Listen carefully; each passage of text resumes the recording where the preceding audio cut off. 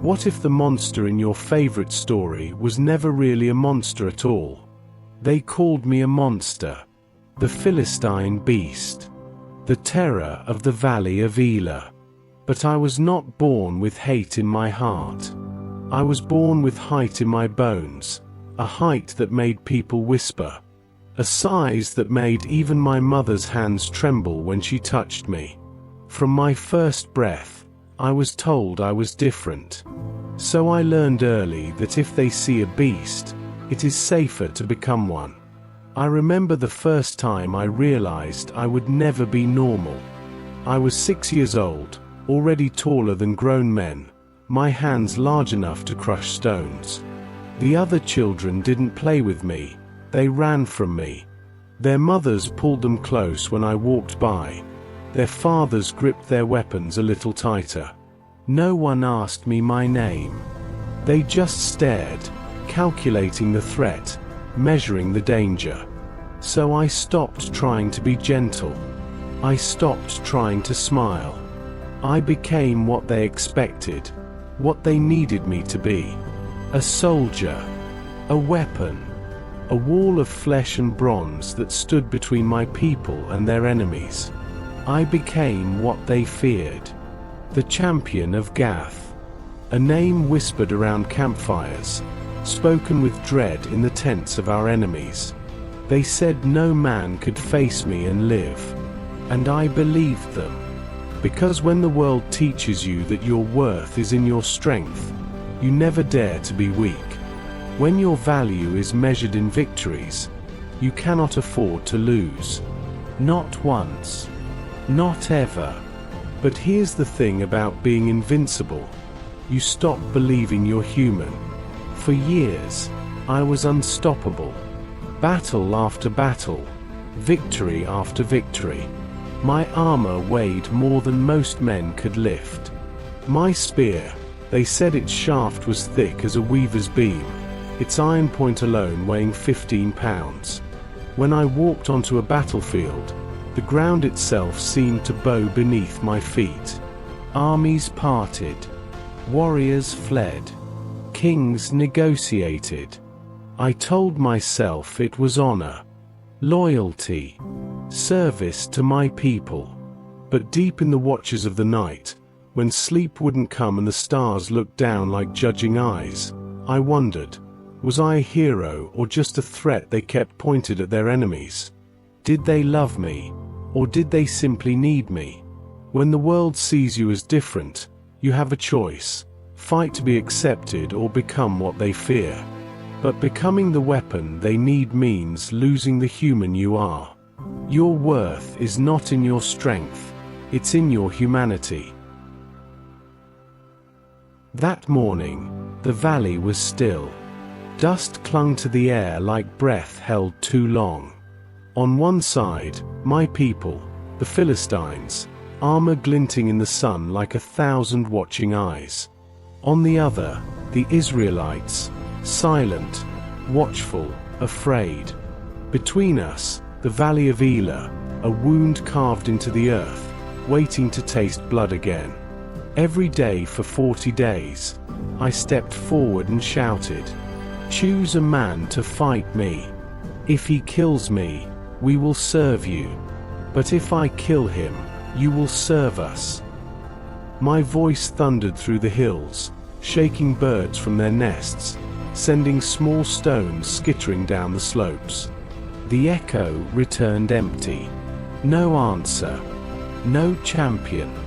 Just the faint sound of their fear, a silence so thick you could taste it like copper on your tongue. I laughed each time, loud and cruel, but inside, the laughter didn't reach my chest. Deep down, in a place I never let anyone see, I wondered, was I fighting for glory or just to prove I wasn't the monster they believed I was? Was I trying to protect my people, or just prove that I deserved to exist? 40 days of silence. 40 days of waiting. And then, everything changed. You can have all the power in the world and still feel empty inside. Victory after victory doesn't fill the void when you're fighting to prove your worth instead of knowing it. Even champions can be lonely. It was the morning of the 41st day when I saw him coming across the valley. At first, I thought it was a joke. Some cruel prank by young soldiers too stupid to know better. He wasn't armored. No bronze plates protecting his chest. No helmet guarding his skull. No sword heavy enough to pierce flesh and bone. Just a shepherd's staff in one hand and a sling in the other. The kind of weapon boys used to scare away wolves from their flocks. A boy, not yet a man. Freckles kissed by the sun. Eyes like still water, calm, steady, and unshaken. He wore a simple tunic, stained with grass and dust. On his feet were worn sandals. His hair caught the morning light, turning bronze in the sun. He looked like he belonged in a pasture, singing to sheep, not standing in a valley of war facing a giant who had killed better men than he would ever be. I almost pitied him. Almost.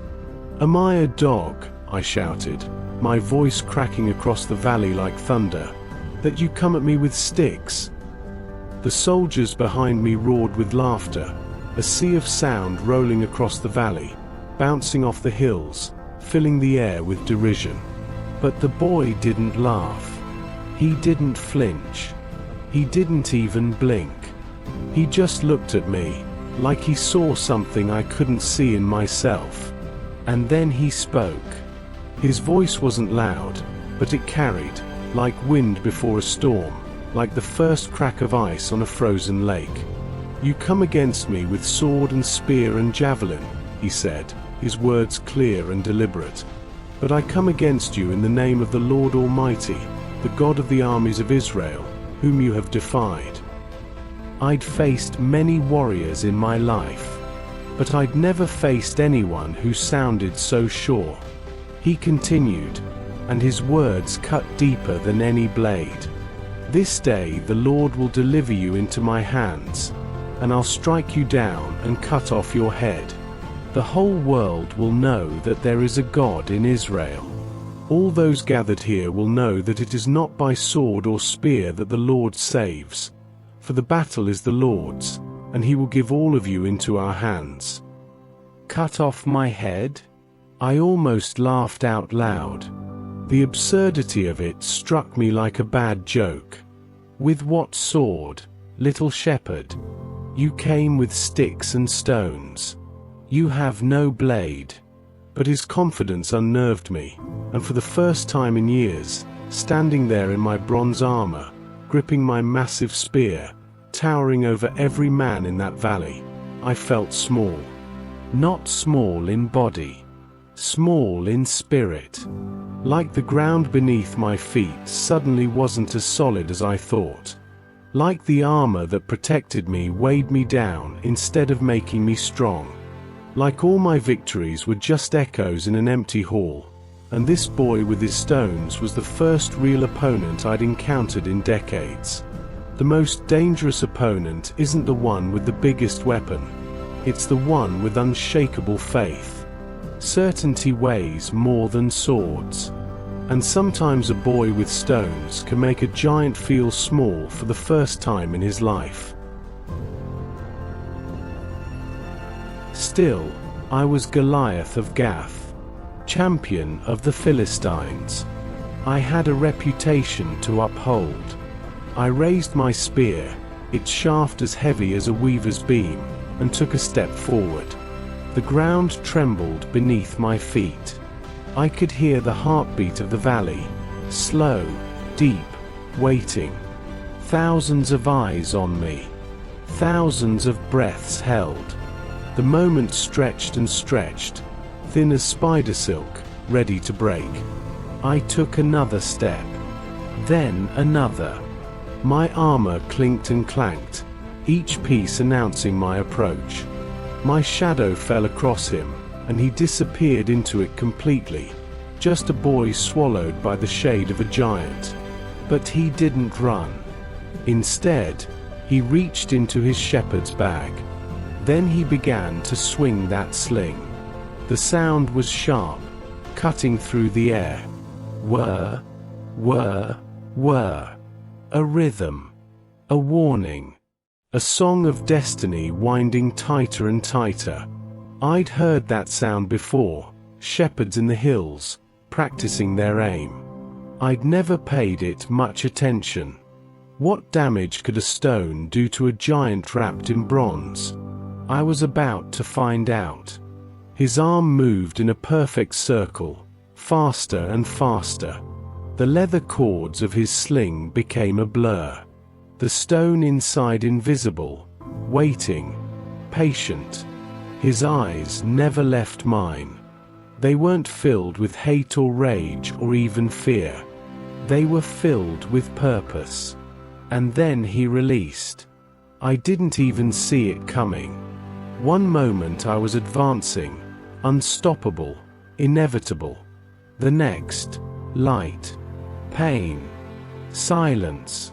The stone struck my forehead with the precision of fate, finding the one spot not covered by bronze, the one vulnerable place on my entire body. It felt like the sky fell on me, like lightning struck from a clear morning, like the earth rose up and punched me between the eyes. I didn't even fall right away. My knees buckled first, slowly, like a great tree beginning to topple. My vision dimmed, the world tilting sideways. Colors bled together. Sound became muffled, distant, underwater. I tried to speak, to curse, to call for help, but no sound came out. My mouth moved but made no words. I remember thinking, this cannot be it. Not to a boy. Not to a sling. Not to faith. But gravity doesn't care about reputation. Physics doesn't bow to warriors. And in that moment, I realized something profound. I was not special. I was just tall. Just strong. Just a man who forgot that all men can fall. As I fell, I understood something I never saw from my height. Giants don't just fall from stones, they fall from pride. They fall from defying the Almighty God. They fall when they believe their own legends. When they mistake fear for respect. When they forget that even strength has limits. When they think their armor makes them invincible instead of just heavy. Every giant has a vulnerable spot. Every strength has a limit. Pride makes you believe you're invincible, but all it takes is one stone, one moment of truth, to reveal that you're just a man who forgot he could fall. The ground rose up to meet me, or maybe I fell to meet it. My armor thundered as I hit the dust, each piece clanging like a funeral bell. The sound echoed across the valley, a giant, falling. Time slowed. The world grew distant, voices fading, sunlight slipping away like water through my fingers. Through the haze, I saw him, the boy, running toward me. His steps were quick, sure. His face glowed with something beyond victory. It wasn't triumph I saw there. It was faith realized. Belief confirmed. A promise kept. He reached me and stood over my chest. For a moment, we looked at each other. I tried to speak, to ask him why, to ask him how, to ask him what he saw in me that made him so certain. But my lips wouldn't move. My voice was gone. He drew my sword, my own blade, the one I'd carried for years, the one that had tasted the blood of so many warriors. And I realized, too late, that his courage weighed more than my steel ever could. The blade felt heavy in his hands. He needed both arms to lift it. But he lifted it anyway. As the sword came down, I felt no anger, only clarity. I saw it all in that final heartbeat. His faith, his fire, his unshakable belief. He hadn't come to fight me with strength. He came to fight me with faith. And that was the weapon I could never match. I used to believe giants were made of muscle and bone.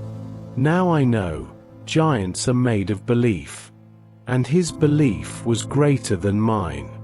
In my last moment, I thought of my mother's trembling hands, of the children who ran from me, of the warriors who feared me, of the years spent being strong and the lifetime spent being alone. I thought of all the battles I'd won and the one thing I'd lost, the chance to be more than what they made me. When the song of victory rose across the valley, wild, jubilant, deafening, I knew how it would go. They would sing of him, David, the shepherd boy who killed the giant. They would tell children about his courage, his faith, his God. They would paint him in gold and light, a hero for the ages. My name would fade into the shadows, swallowed by legend. I would become the monster in the story, the obstacle to be overcome, the darkness that makes the light shine brighter. And that's all right. Because every giant's roar must one day make room for a shepherd's song. If they ever tell my story, I hope they tell the truth. I was not evil. I was not born cruel. I was proud. I was loyal. I fought for my people, and I met my end with my eyes open. I was a man who became a weapon because the world needed one, and I forgot that weapons don't get to be human. Tell them that even giants bleed. Tell them that strength without humility is its own defeat. Tell them that armor can protect your body but not your soul. Tell them that sometimes it takes a boy with a sling to remind the world that the mighty can fall, and that faith, though small, can shake kingdoms. Because in that valley, I did not lose to a boy. I lost to faith. And that, my friend, is a battle no sword can win. Giants are made of belief, not muscle. Faith, though it may seem small, can topple kingdoms. Strength without humility is its own defeat. The mighty can fall. And sometimes the greatest lesson comes in the last moment. You are always human, not invincible. What giants are you facing? Are you the underdog with 5 smooth stones? Or the giant realizing that strength hasn't made you invincible, just alone? Either way, remember, faith isn't about being fearless. It's about taking the next step anyway. Victory isn't always about winning.